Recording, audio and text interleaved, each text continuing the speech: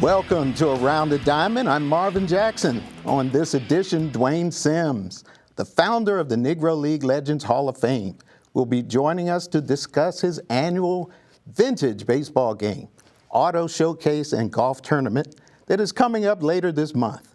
But first, Mark Gray of MLB Bro is with me to talk some ball during Major League Baseball's All-Star Week. Hey, Mark.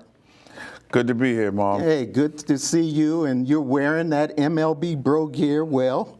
Absolutely. And we're going to talk more about MLB Bro, but let's get to it with the Nationals and the Orioles. Let's start out by talking about them. The Nationals aren't doing that well, but they have a lot of good young players. The Orioles have really improved over the last 2 years. Well, to me, it's a situation where you just kind of flip the script. Yeah. Nationals are where the Orioles were 24, 36 months ago, where you effectively blow it up and you rebuild it. The Orioles now blew it up. They're being stewarded by Mike Elias, who's that perfect complement of analytical research meets eye for talent. And then when you look at the transactions that they made, I mean, you look at Baltimore. Baltimore's in a great position right now to make a run at the wild card, if not the Eastern Division. And the Nationals are going through the growing pains of rebuilding. So bite down on your bottom lip, Nat fans, for the rest of this season. They're going to play hard. They're going to play tough. They're going to make their mistakes.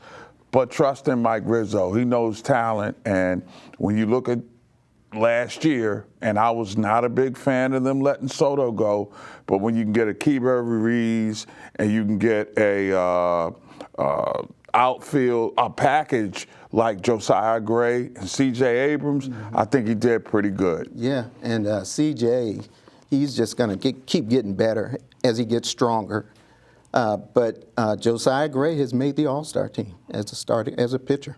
You know, it's great. I'm happy to see because, I mean, you look at the dearth of African-American players. Yeah, and see, that's the point I'm getting right there.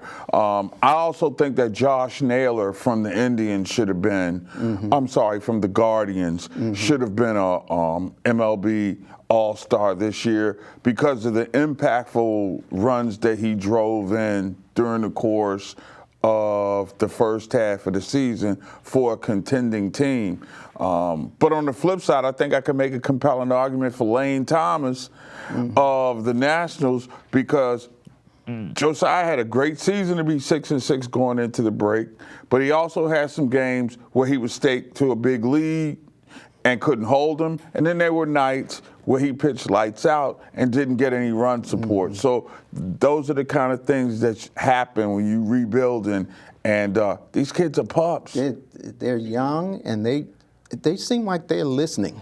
And they enjoy each other. You know, if you go into the Nationals clubhouse, you don't know that they're a below 500 team. I've been around some bad teams or 500 teams that were just awful clubhouses to go in. This ain't one of them. They haven't turned off the listening to Davey Martinez. They take coaching from Eric Young Jr. and the rest of the coaching staff, and they're growing. And I think we will know a lot more by 1st of September where they are in the rebuilding process. Is it a 2-year deal before they contend, or is it a 3-year deal? I'm trending towards 2, but I got to see how things play out. I like what they did in the draft. So all things considered, I think there's a lot more trending upward with Washington than people give them credit for, where the Orioles are dangerous. You don't want to. If the Orioles make the playoffs, no team in the American League is going to see them, particularly in the wild card or the first round. The MLB draft had the Nationals selecting second, and they picked a big star out of LSU. They won the national championship, and this guy was the MVP. Yeah, Dylan Cruz is a ball Cruz. player. All the experts say that he has the potential to be a transcendent talent like Bryce Harper. A lot of people would say that he's the perfect replacement for Harper. He's going to come into their organization a lot more mature. I'm sensing that they probably want to give him the rest of the summer to hone his skills in the minors, get to the Arizona Fall League or the Development League. And I think he's going to have a chance to make the roster coming out of camp next year, depending on how his 125, 130 Fall League at-bats are going to play out. And in this analytical world that we're living in right now, and I still don't know what ops are, and your slash line and all that. We're old school, man. Yeah, man. I mean, I don't care about how fast the ball gets out of the ballpark. You hit the ball out of the ballpark 40 times, hey, it can creep over the outfield wall. You driving 120 RBI and you hitting around 300, you're an all-star, superstar to me. Those are the lines that I care most about. Even my discussions with Dusty Baker, he always tells me, hey, throw that out the door most of the time, because he says, I want to look in a guy's eyes and see how he's feeling that day.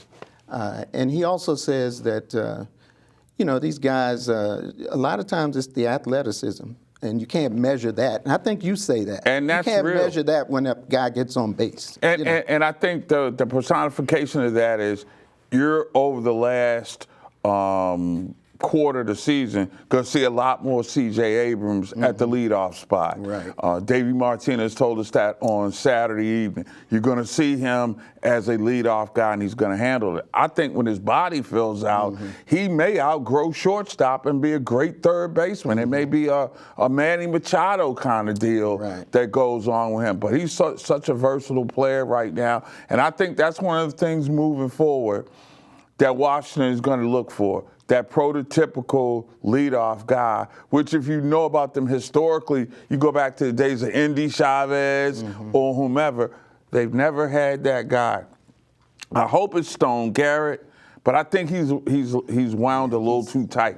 He got to relax and let the game come to him. He's trying to push it, and sometimes I see him pressing, and that's why it's so good to have a guy like Eric Young Jr. in that clubhouse to get the young brothers, if you will, to relax. I was just going to say, all these guys you're talking about are African-American ball players. Yeah, and D.C. is really where it's at. I mean, there are 59 total black American players in Major League Baseball. Washington has 4.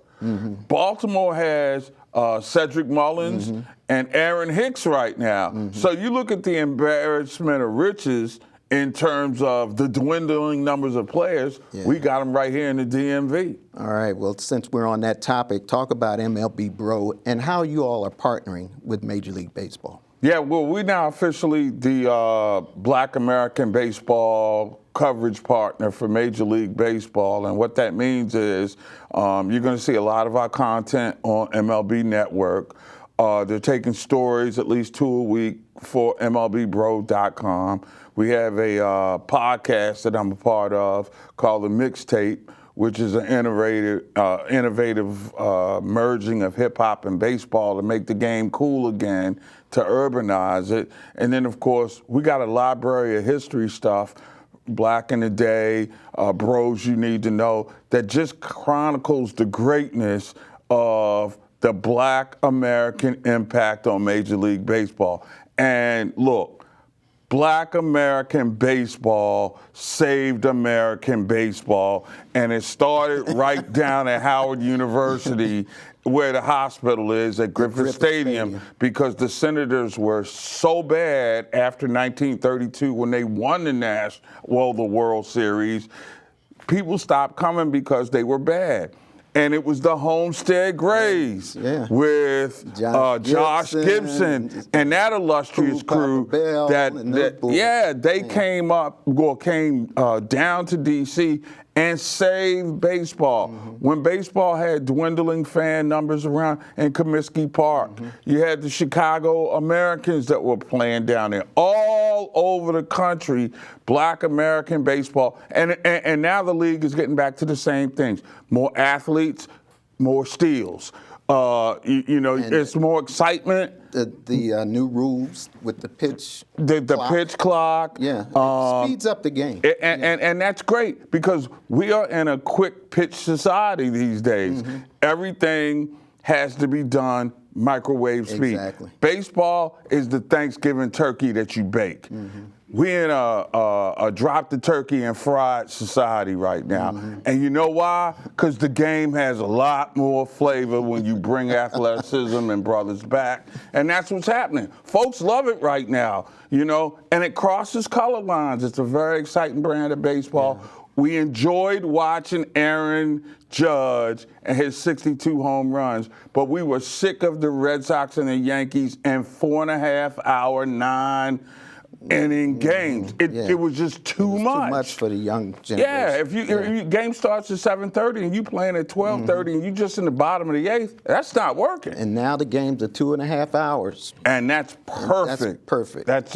just perfect They're for less than everybody football involved. games. And it's funny that you've got these wonderful pictures. We got a few seconds here. Yeah, they're a part of MLB The Show, which is the video game, the Madden of baseball, and they're introducing Negro League stuff. So it's great to see HBCU students, HBCU All-Star Game, all that kind of stuff coming to the fold. So we're scratching the surface. So check us out at MLBBro.com because we the bros you need to know, All right. y'all. Well, thanks so much for joining us, Mark. Thank you, bro. Always a pleasure, MLB man. Bro. I need one of those jackets, too. Oh, we'll work on that.